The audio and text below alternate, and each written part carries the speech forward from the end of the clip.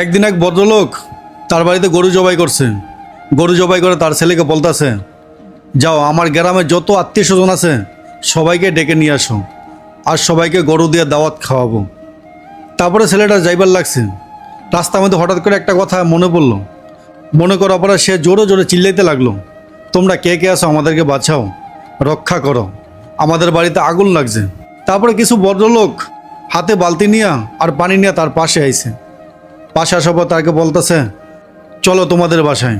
তার বাড়ি পর্যন্ত পৌঁছে গেছে পানি নিয়ে। তারপরে তার বাবা বলতেছে, তুমি কাদেরকে নিয়ে আসলা? আমি তো একটাকেও চিনি না, আর সবগুলোই তো আমার অচেনা মুখ। তোমাকে বলছিলাম আমার যত আত্মীয় স্বজন আছে গ্রামের সবাইকে নিয়ে আসার জন্য। তারপরে ছেলেটা কি বলছে জানেন? ছেলেটা বলতেছে, বাবা শোনো, যখন নাকি আমি জোরে জোরে চিল্লাইতে লাগছিলাম আমাদের বাড়িতে আগুন লাগছে, আমার একটা আত্মীয় স্বজনও শোনে নাই।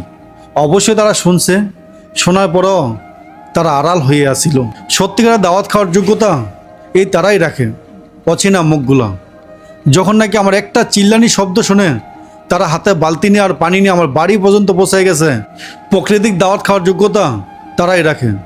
এটা শুধু গল্প নয়, দেখবেন আমাদের জীবনের সাথে অনেকটাই মিল আছে। আমরা অনেক সময় দেখবেন কিছু আত্মীয় স্বজনের জন্য সর্বোচ্চ দিয়ে চেষ্টা করি।